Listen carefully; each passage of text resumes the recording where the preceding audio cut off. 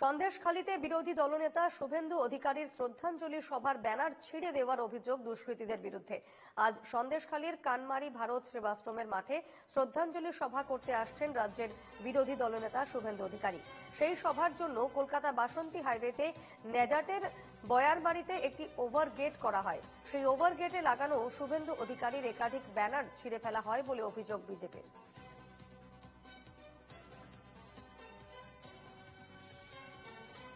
নেজাটের শুভেন্দু অধিকারীর সভার ব্যানার ছেঁড়ার অভিযোগ। শ্রদ্ধাঞ্জলি সভা রাজ্যের বিরোধী দলনেতার এবং সেক্ষেত্রে সন্দেশখালীতে আজ শ্রদ্ধাঞ্জলি সভার আয়োজন রয়েছে এবং সেখানেই আসার কথা রয়েছে বিরোধী দলনেতার। কানমারি ভারত সেবাশ্রমের মাঠে শ্রদ্ধাঞ্জলি সভা করতে আসছেন রাজ্যের বিরোধী দলনেতা। সেক্ষেত্রে সেই সভার জন্য কলকাতা বাসন্তী হাইওয়েতে নেজাটের বয়ারমারিতে একটি ওভারগেট করা হয় এবং সেই ওভারগেটে লাগানো শুভেন্দু অধিকারীর একাধিক ব্যানার ছিঁড়ে ফেলা হয় বলে অভিযোগ বিজেপির।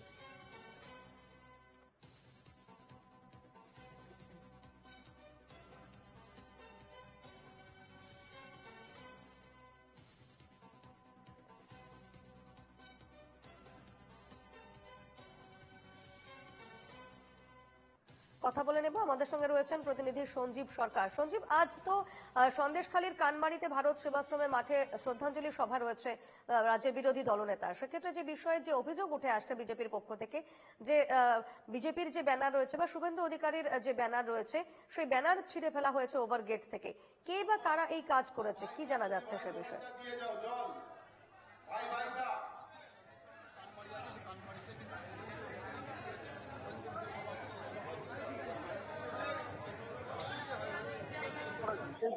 ব্যানার লাগানো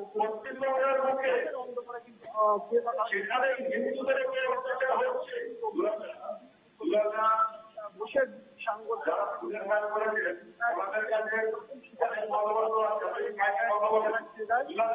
যারা সভা অর্থাৎ জানিয়ে রাখি সন্দেশখালী যে কানমারি আছে ভারত সেবাশ্রম সংঘ মাঠ আছে, সেই মাঠে কিন্তু আছে সভা করতে আসবেন রাজ্যের বিরোধী দলনেতা শুভেন্দু অধিকারী। তার আগেই কিন্তু আছে প্রস্তুত চলবে অর্থাৎ শ্রদ্ধাঞ্জলি সভা।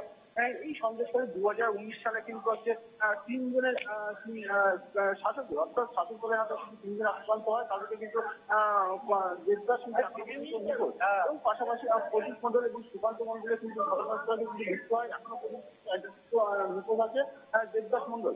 এরপর ঘটনায় যেটা কিন্তু বেশ কয়েকটি বছর কিন্তু কেটে গিয়েছে। তারপরে আর কিন্তু শুভেন্দু অধিকারী কিন্তু এখানে কিন্তু শ্রদ্ধাঞ্জলি সভা করতে আসে।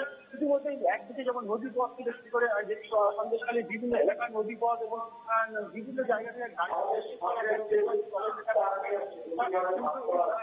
শ্রদ্ধাঞ্জলিতে সভা রাজ্যের বিরোধী দলনেতা কি বার্তা দেন আজকের সেই খবরে নজর রেখো, পরবর্তীতে আবারও আসবো। ধন্যবাদ সঞ্জীব।